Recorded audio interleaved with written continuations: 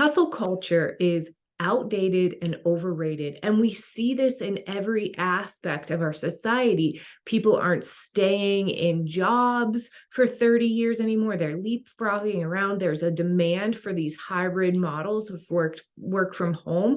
And that is coming because people are valuing their time differently. And this part of hustle culture is shifting. Why are we not shifting with it? The big question is, why are you taking this old pattern of hustle culture and moving it into different areas of your life? Maybe that's in your new business. Maybe that's in a course that you want to take, your health. Maybe it's even in the way that you operate your household. Basically, why are we doing what we know is not healthy for us? And why don't we do it differently? Well, there are two reasons. The first is chemistry. When things are crazy and there are a ton of things to do and your to-do list is a mile long, our bodies are responding to everything in that type of environment.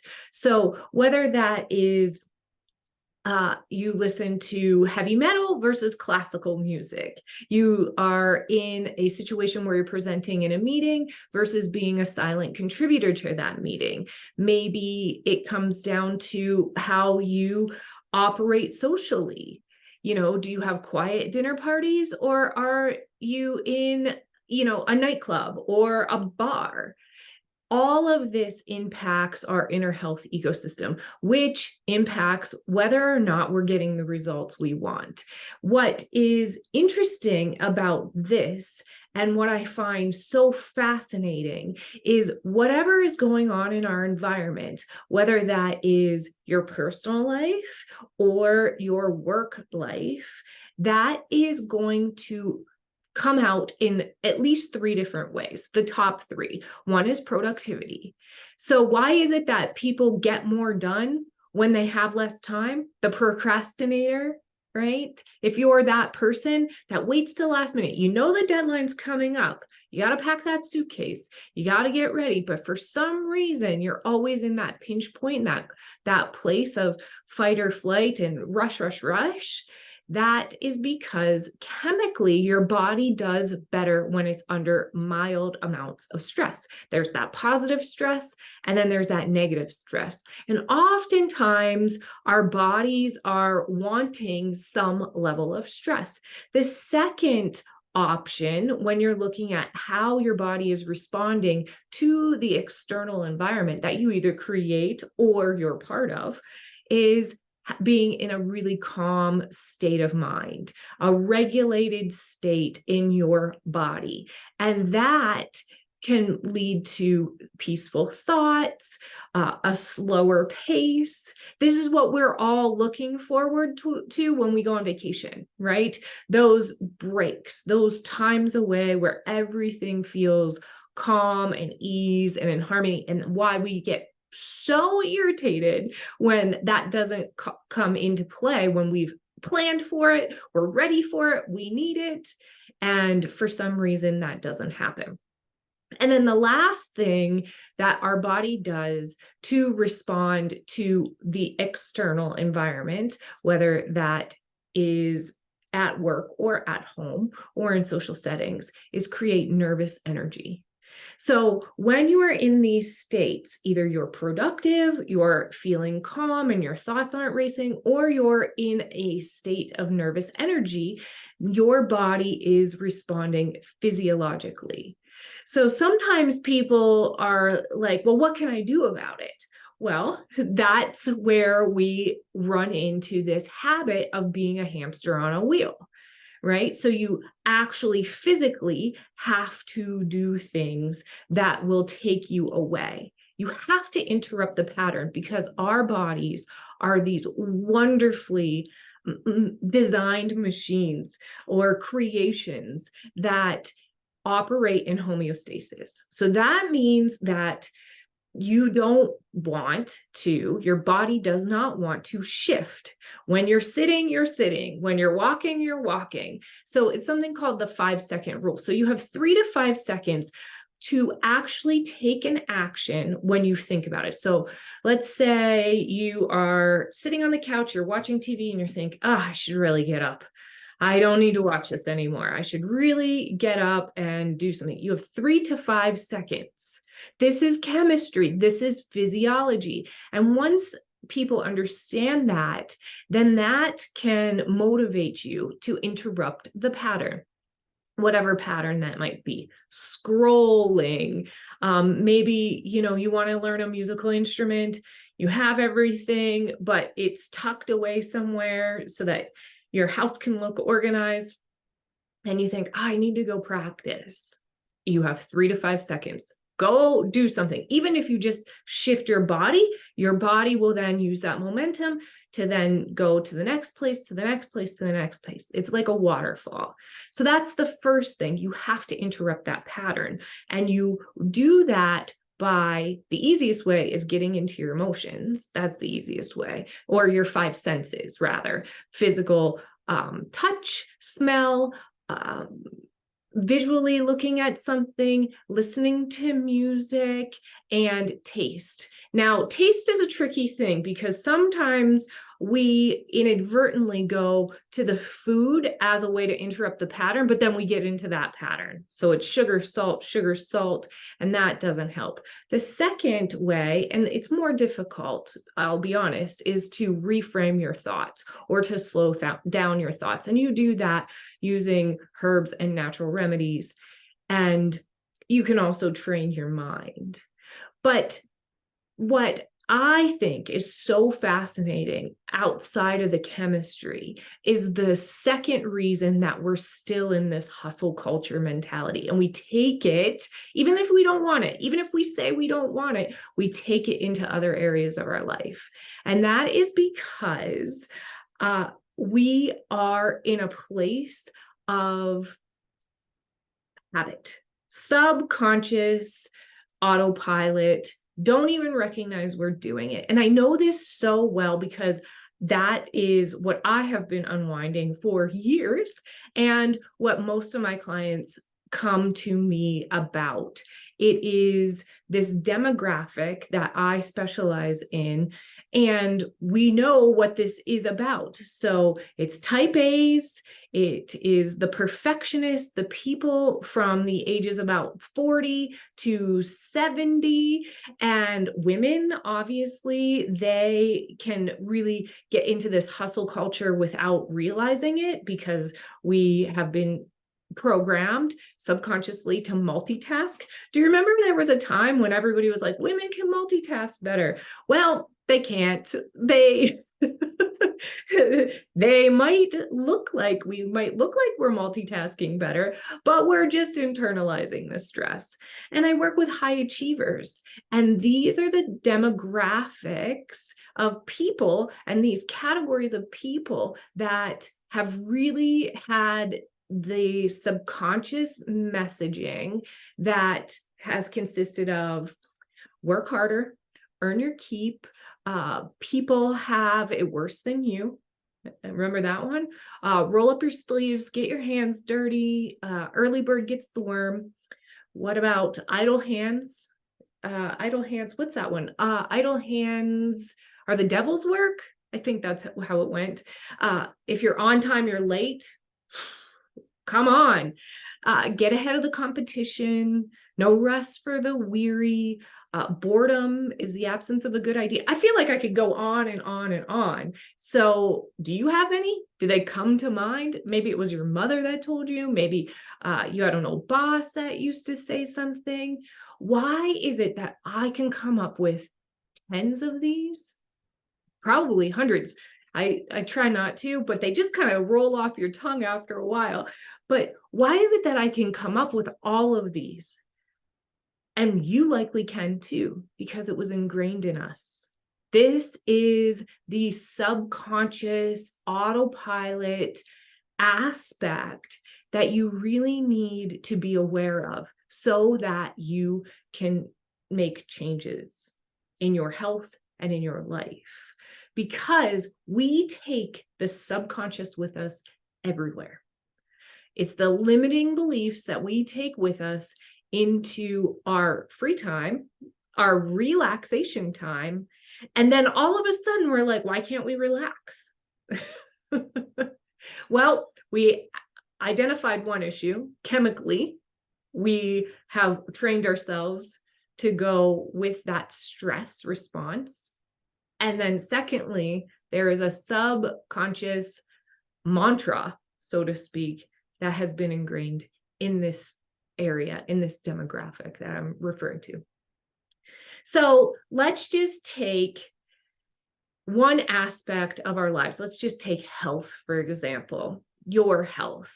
And I know that I am a holistic living coach and a clinical herbalist, so I don't really love compartmentalizing it, but bear with me for the sake of this tutorial, because this is going to daylight exactly what's happening when it comes to our health. So this hustle mentality, this hustle culture, when it comes to our health, can be seen sometimes with exercise, right? So if you use exercise to get energy, to de-stress, there are oftentimes this pattern of going and more, deeper, harder, faster, getting those gains. What we're actually doing is we're shifting the chemicals, the physiology, what goes to the brain, whether it's adrenaline or dopamine or not oxytocin, because that's a hug thing, but all of those chemical components get activated when you're exercising. And so you can tip that over the edge, because when it comes time to actually sit through stress, it's difficult. You think, oh no, I'm just going to move my body. I'm just going to move my body. And I am pro healthy movement. I'm not pro excess. In that last video that you saw, I talked about the difference between excess and luxury. And now we're circling back to that. So it is entirely possible to create an excess habit when you think it's for your health. Another aspect of this could be that you decide that you're going to change your approach to health and you're going to eat well, you're going to take herbs and supplements, and you go out and you buy all this new stuff, you research like crazy, and you get ready and you go and you hustle, you work hard, and you earn it, right? You earned it by spending your money, by, spending your time, and by researching and thinking and having a plan, creating that plan, and then execute that plan linearly. And what happens is after 2 weeks, you wake up one day, maybe you can go for a month. Some people have really great willpower. Maybe you can go for a month, but after about a month, what I find is that people get tired because it's not ingrained in you. It is just a hustle culture habit. And it's just an overlay of an old strategy. So you have to shift that. So then after you do all this, you invest in this, you go in, you look around and you think, I don't know what the hell I would do. Forget it. But you still want it. That's the key. This is why there's all this push-pull and this friction between what you believe in and what you can execute on. You have to marry those two. And then maybe a third example of how this hustle culture seeps into your health is you decide you're going to put yourself first. You put your own oxygen mask on before you do any help anybody else. This is the day. You are going to put yourself first. And maybe you do. But in the process, there is a wake of destruction behind you. Maybe you throw a tantrum, you go on strike, you just wash your hands of everything, you leave meetings early, you ghost people, right? You take that break, that well-deserved, well-earned break, and you feel great for an hour, maybe a day. Maybe you can stretch it for a week. But then you come back, you boomerang back to your life and to your habits, And what happens is you're almost more tired, a vacation to get over your vacation. You're almost more tired than you were had you not just ground and grinded and did everything you needed to do because nobody picked up the slack. This is another way that holistic wellness has kind of duped you into thinking, oh yeah, put yourself first. Well, yes, that's a wonderful concept, as long as you don't have that subconscious mindset that's underneath there that says, hey, maybe not. So how do we do this? How do you get out of it? What are the secrets? Well, there are three questions that you ask yourself. And it is, what makes you feel healthy? Physically, mentally, emotionally, spiritually. This is something that you can actually do in categories. If you're having trouble like thinking about it too big picture, so break it down into categories. Well, I feel healthiest when I am physically moving. Okay, well, in what way? Does running make you uncomfortable, but swimming is good for you? Or does yoga do it for you? What is it that makes you feel healthy physically? Mentally, what does it happens when you do and stretch yourself mentally? So maybe ask yourself, what does it feel like when I work hard? How do I feel? Do I feel accomplished? Do I feel tired? Do I feel resentful? Do I feel ripped off, bitter? What is that going to do? If you actually get down into the subconscious area, this underlying belief that you have, and you're honest about yourself and honest about the way that you look at the world. And then secondly, who are you doing all of these for? Who are you working hard for? Who are you earning your keep for? Is it a holdover pattern? Is this somewhere in your family of origin where you grew up? What happened in your aspect of life that made you go into this pattern of work, grind, hustle.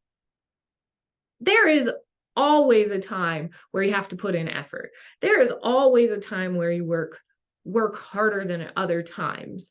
But what is that compulsiveness? What's the driver behind that? Or are you just on autopilot? That's very possible. And then lastly, what would you do if your only responsibility was to make yourself feel fantastic? I love this question. What would you do? Like, take everything, just shed it. Just pretend that it doesn't exist just for a moment. Suspend reality. If your only responsibility was to make you feel fantastic, what would you do? Would you exercise? Would you rest? Would you eat? Now, this is going to change depending on where you are in your life, depending on where you are in your career, depending on where you are in your day. But that narrows it down so that you can be more present in the moment and you can really shed all the crap and know yourself just a little bit better. So all of these questions are equally important. So this is the time to take and jot it down, ponder what's going on in your life, answer those questions, and then ask yourself the most important question of all. Once you get the answers from those three questions, you then have the moment where you have to ask yourself, what am I waiting for? What's holding me back? If the answer is X, Y, and Z makes me feel great and healthy, great. A, B, and C identifies who I do it for. And 1, 2, and 3 shows what I would do if the only responsibility I have is to make myself feel fantastic. Now, what's stopping you? I know that this can be challenging because this is quite confronting, because there is this pattern of we ask ourselves questions, we journal about it, but then we stop short, right? You might stop short on taking that action. Remember at the beginning, chemistry, that's that place where we want to stay static, not because it's comfortable, but because it's familiar. So maybe the answer is to what is stopping you from changing your health and your life is it really is other people. Okay, well then why? Maybe you feel like it's your education. Somebody always knows more than you. Maybe it just comes down to your own self-worth. Or it could be you just don't have the tools, which is simple enough. But that is the truest question. That's the root. Once you find the root, then you're able to take action, get into your senses, right? Get into your senses, change that mindset, find the support you need. And these are the initial questions that I ask my clients. And what is confronting is when I ask, but what is holding you back? Because that's the root of my approach. And that if people aren't asking you that and you're getting support, then you're going to miss having really fantastic long-term results and changing your health permanently. Because this is just one of those things where we put a band-aid on it. We make a plan, we move forward in the plan, and that doesn't sustain it because you never got to the root of the issue. And that's where I go in my holistic living empowerment program. That's what people get the results from. So this is just a taste of some of the things that I do and what I want to bring into the world and what I want to make sure that you have the ability to touch into. So there are times where I see this happening, people get frustrated, but they still have this belief that they can heal and live holistically. And then they come to me and they get frustrated because they say, well, I've tried this. I have digestive issues and, I use probiotics and I was on that for a long time, or I switched over to a digestive enzyme, or I took out gluten, but it all just comes back. And it all comes back often, I'd say 9 times out of 10, because the underlying subconscious belief system is still present. So nobody actually addressed the root. We just laid a plan and a strategy over the hustle culture, which was, I got to work hard. I can't break. I can't have any freedom in my diet. Or they just got the wrong advice. Probiotics don't, in my experience, they're not the best, most effective solution for a lot of bodies.